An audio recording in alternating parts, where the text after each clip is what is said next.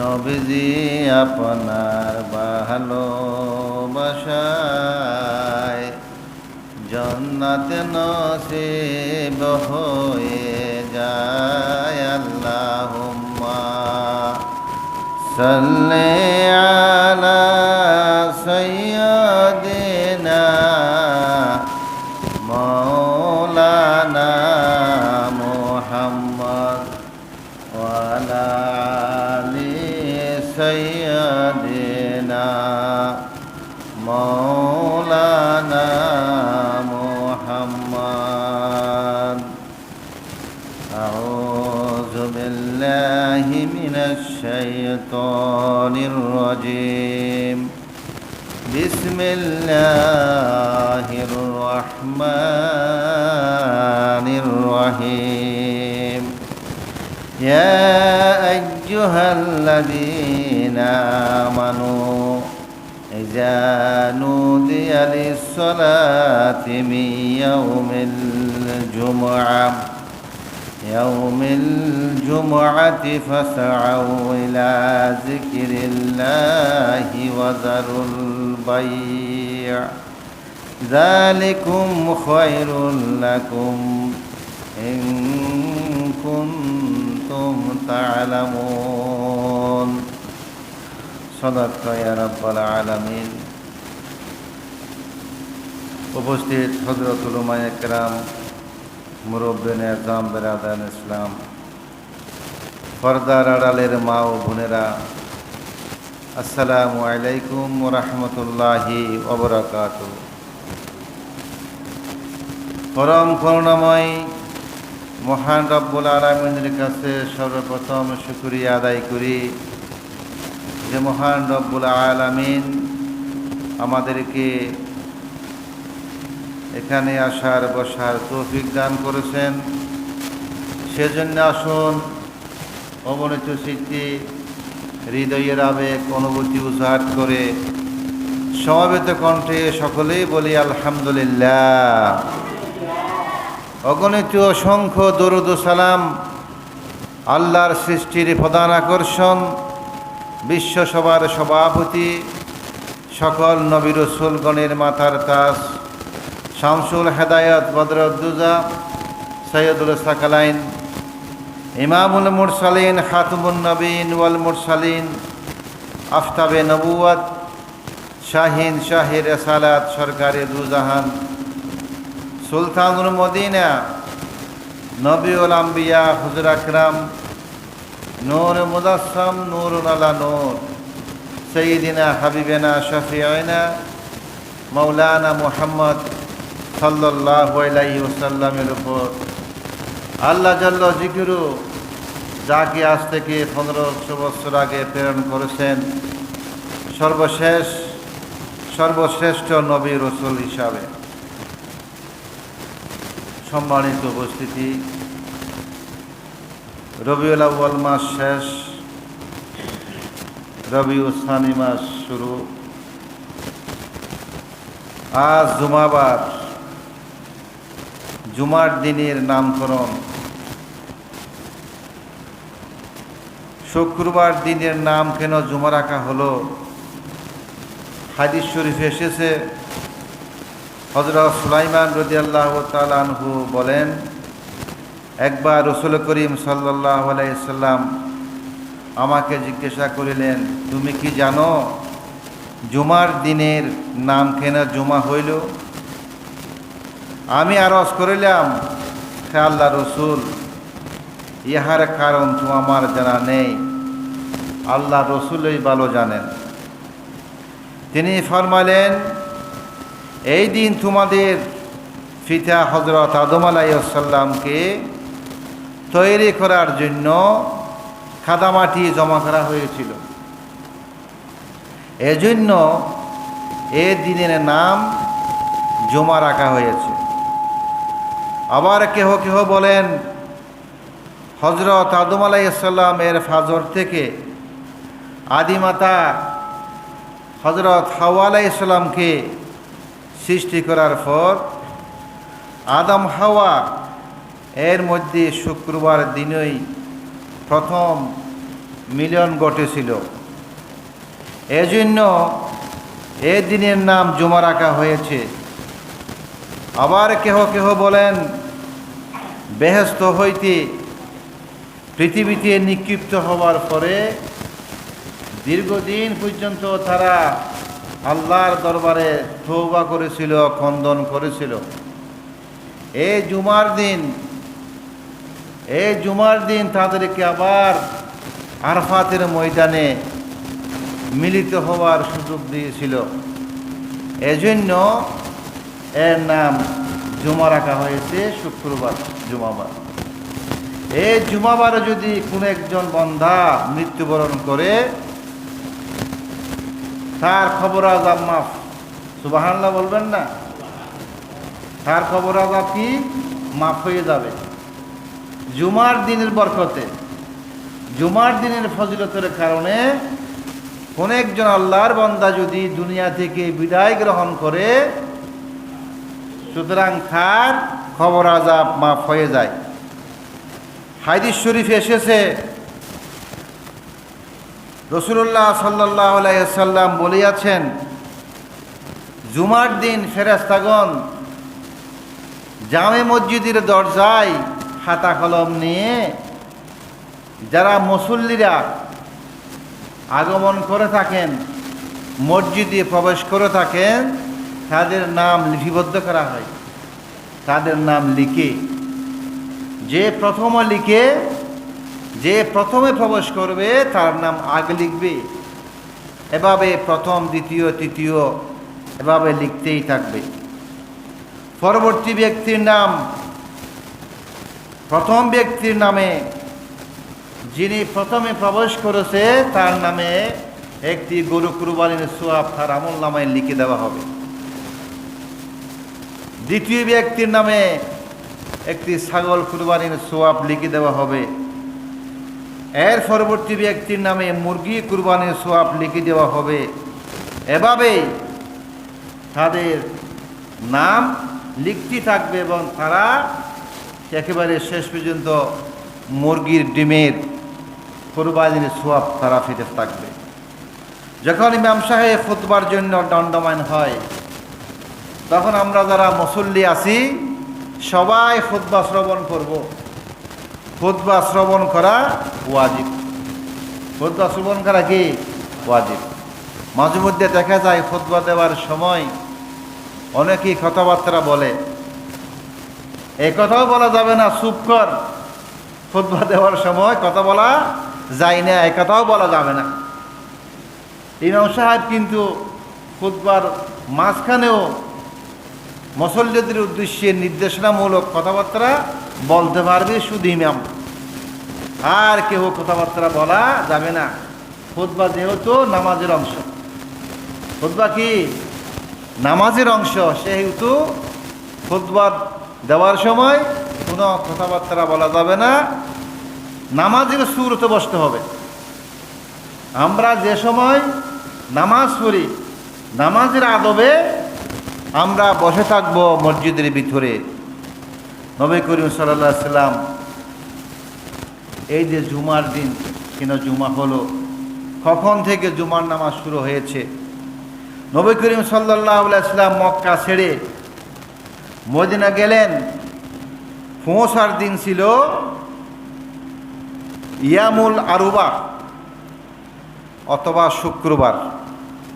সেদিন তিনি বনে সাইম গোত্রের উপত্যকায় গেলে জোহরের নামাজের পরিবর্তে জুমার নামাজ আদায় করেন।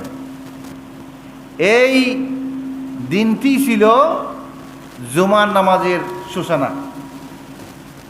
মক্কা ছেড়ে যখন মদিনায় হিজরত করল, যে উপত্যকায় গিয়েছেন বনে সাইম গোত্রের উপত্যকায়, সেখানে জোহরের নামাজের পরিবর্তে জুমার নামাজ পড়েছিল।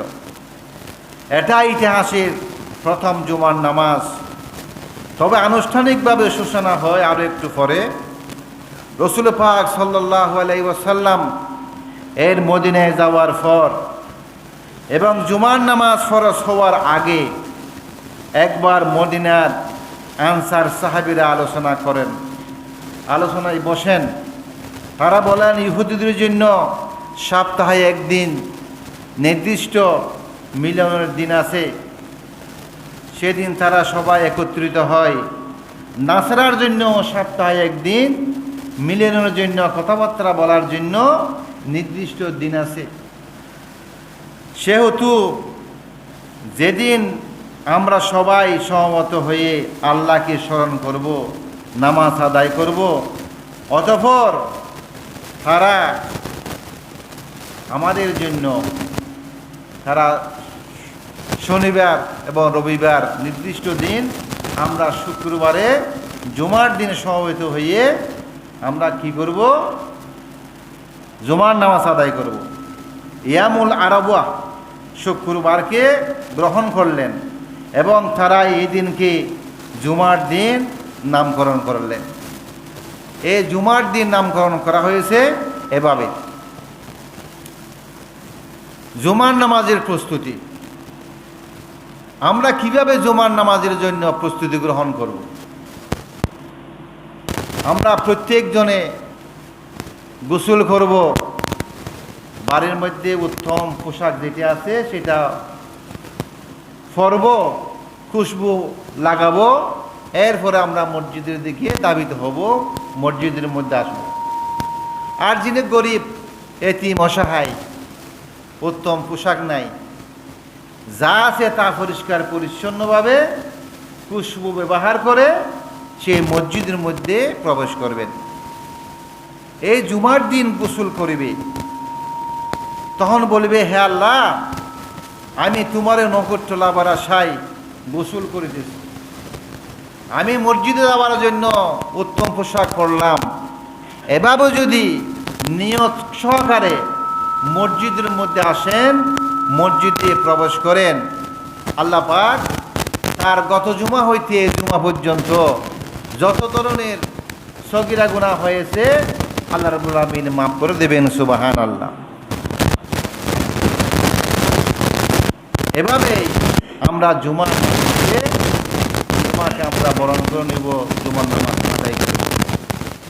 জুমার নামাজ ফরজ আইন, জুমার নামাজ হলো ফরজ আইন, কোরআনের স্পষ্ট বাণী, হাদিসেও এ ব্যাপারে প্রমাণিত হয়েছে। এই ফরজ অস্বীকার করলে কাফের হয়ে যাবে। ইচ্ছা করলে যদি অকারণে ত্যাগ করে কাফের, আর এক জুমা, দুই জুমা, তিন জুমা পর্যন্ত সে ছেড়ে দিল, সে ফাসেক হয়ে যাবে। ইচ্ছা করে অস্বীকার করলে সরাসরি কাফের। আল্লাহ রাব্বুল আলামিন সূরা জুমা, এই জুমার মধ্যে আল্লাহ রাব্বুল আলামিন বলেন, ইয়া আইয়ুহাল্লাযীনা আমানু ইযা নুদিয়া লিস-সালাতি মিন ইয়াউমিল জুমআ ফাসআউ ইলা যিকরিল্লাহি ওয়া যারুল বাই যালিকুম খায়রুল লাকুম ইন কুনতুম তা'লামুন। হে মুমিনগণ, যখন জুমার নামাজের জন্য আজান হয়, তখন তোমরা ক্রয় বিক্রয়, সংসারিক সমস্ত কাজকর্ম ত্যাগ করে নামাজের উদ্দেশ্যে মসজিদের দিকে ধাবিত হও। তোমরা যদি বুঝো তবে ইহা তোমাদের জন্য অতি উত্তম, অতি উত্তম।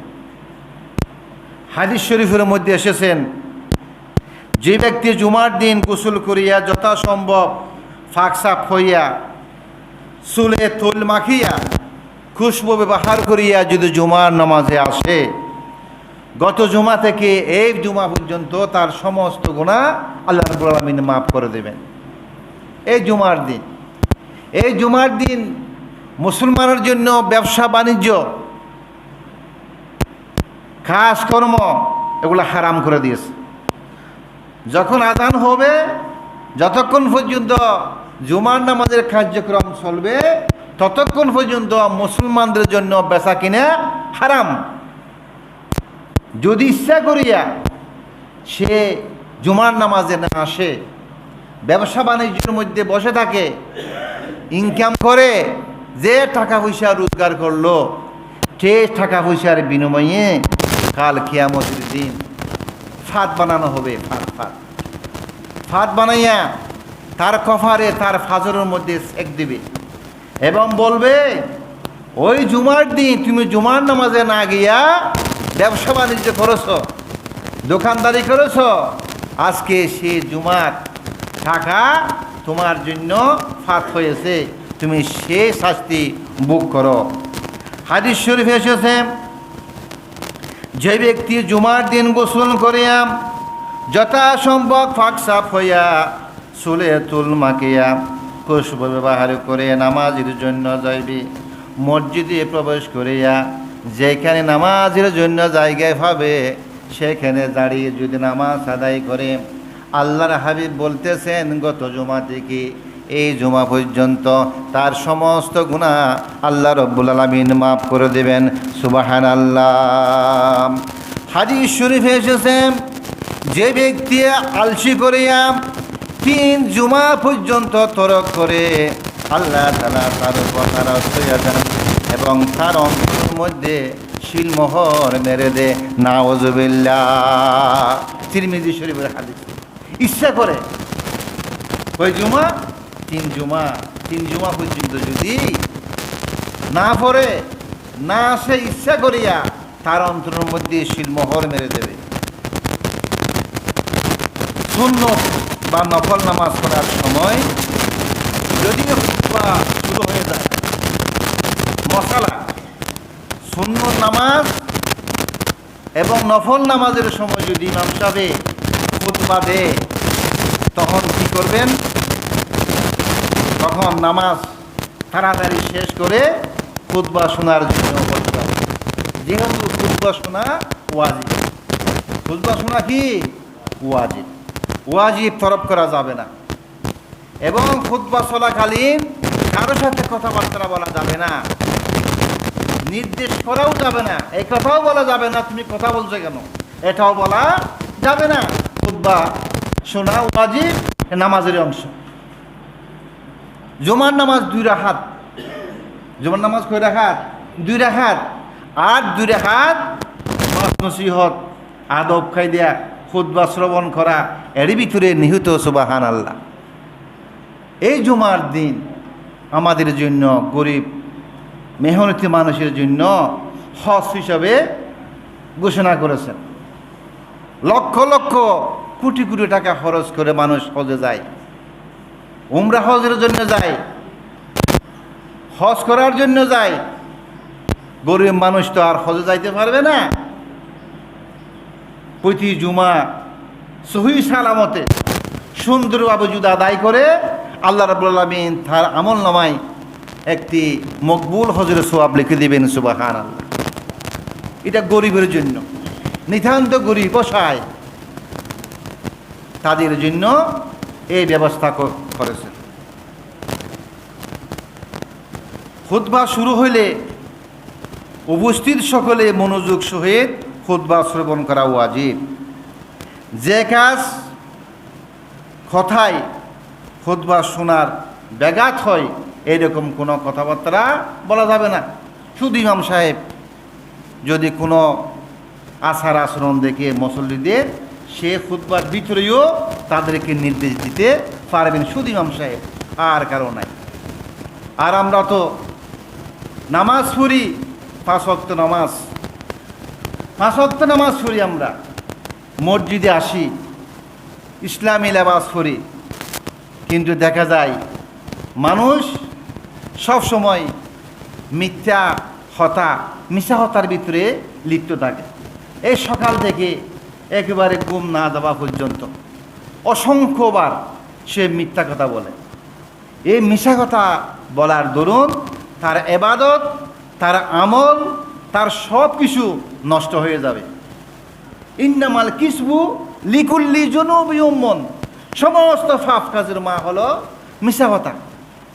রাসূল পাক সাল্লাল্লাহু আলাইহি ওয়াসাল্লাম খুতবা দিচ্ছেন, এমন সময় একজন রাসূলের সাহাবা এসে জিজ্ঞাসা করল, ইয়া রাসূলুল্লাহ, ইয়া হাবিবাল্লাহ, আমার জীবনে আমি অনেক খারাপ কাজ করি, আমি মুসলিম, সবে মাত্র মুসলমান হয়েছি।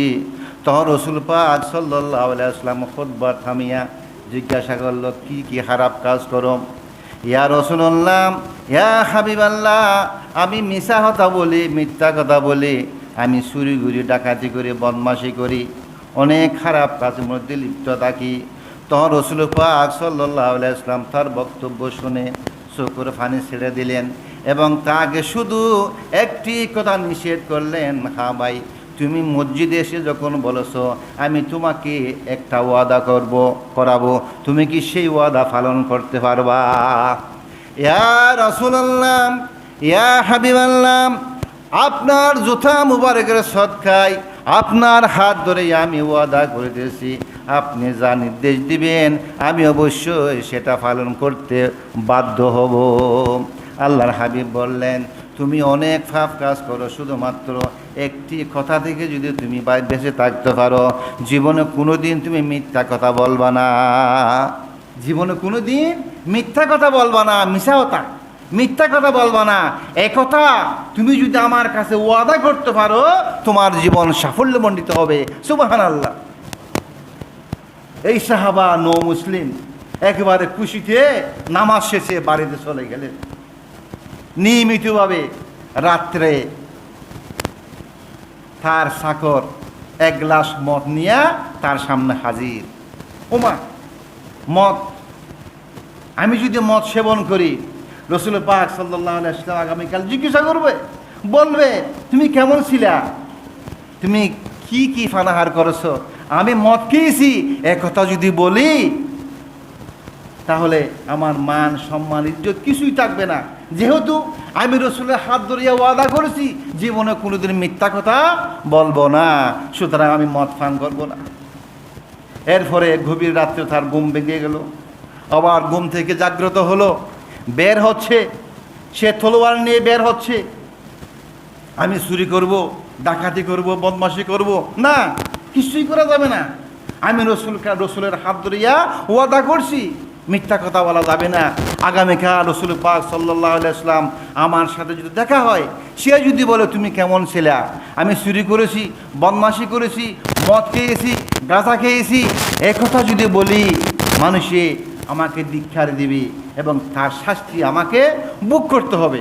সুতরাং এই মিথ্যা কথা না বলার ওয়াদা করার কারণে সে সমস্ত পাপ কাজ থেকে রেহাই পেয়েছে। সুবহানাল্লাহ। রাসূল পাক সাল্লাল্লাহু আলাইহি ওয়াসাল্লাম বলেছেন, ইন্নামাল কিসবু লিকুল্লি যুনুবি উম্মন, সমস্ত পাপ কাজের মা মিথ্যা কথা বলা। আমি হজ করলাম, আমি উমরা পালন করলাম, আমি ইসলামী লেবাস নিয়ে চলি, কিন্তু আমি প্রতিদিন মিথ্যা কথা বলি, তার জীবনে কোনো চরিত্র নাই, তার জীবনে কোনো মূল্য নাই। লম্বা একটা মাদ্রাসা, একটা স্কুল, ছাত্রছাত্রী নাই, শিক্ষক নাই, সেই স্কুলের কোনো মূল্য আছে? মূল্য নাই। আকাশের মধ্যে মেঘ আছে, বৃষ্টি নাই, সে মেঘের কোনো মূল্য নাই। ঠিক তদ্রূপ ওই লেবাস, ওই নামাজ, ওই রোজা, ওই হজ, ওই জাকাত, কোনো কিছুর মূল্য নাই যদি তুমি মিথ্যা কথা বলো। এই মিথ্যা কথা থেকে আমাদের বাঁচতে হবে।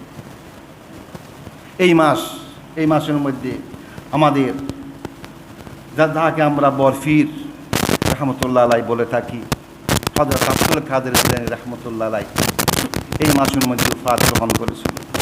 এই হযরত আব্দুল কাদের জিলানী রহমতুল্লাহ আলাই যখন মক্তবের লেখাপড়া শেষ, তখন তার আম্মা যান তাহাকে 50টি স্বর্ণের মোহর এই বগলের তলে সিলাই করে দিয়ে বলতেছে, বাবা গো, যাও বাগদাদ শরীফে গিয়ে তুমি উচ্চ শিক্ষায় শিক্ষিত হও।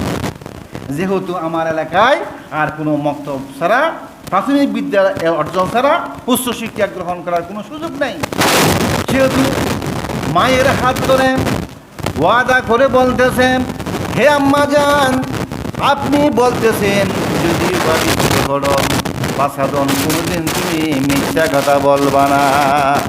তো আম্মা যান, উচ্চ শিক্ষা গ্রহণের জন্য আমি বাগদাদ শরীফ যাচ্ছি।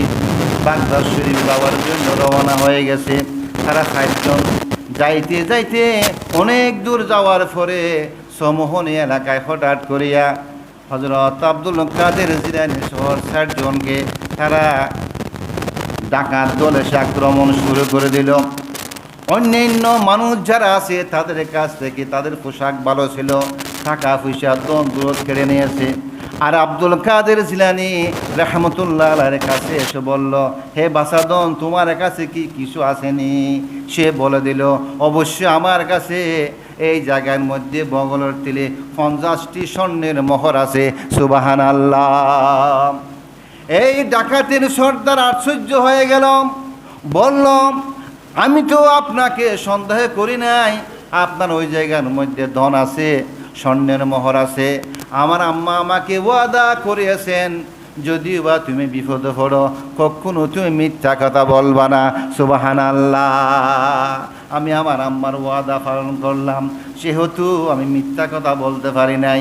এই মিথ্যা কথা না বলার কারণে ওই ডাকাত এবং ডাকাতের সর্দার তাহার হাতে হাত ধরিয়া বলতেছে, ভাইরা আমাদেরকে ক্ষমা করে দাও, জীবনে আমরা ভুল করেছি, অনেক ভুল করেছি, চুরি করেছি, ডাকাতি করেছি, রাখাজানি করেছি। আজকে আমরা এখানে শিক্ষা পেলাম তোমার কাছ থেকে, আর কখনই আমরা ডাকাতি করব না। সুবহানাল্লাহ। সত্য মুক্তি দে, মিথ্যা ধ্বংস আনে। সত্য কি দে? মুক্তি দে। আর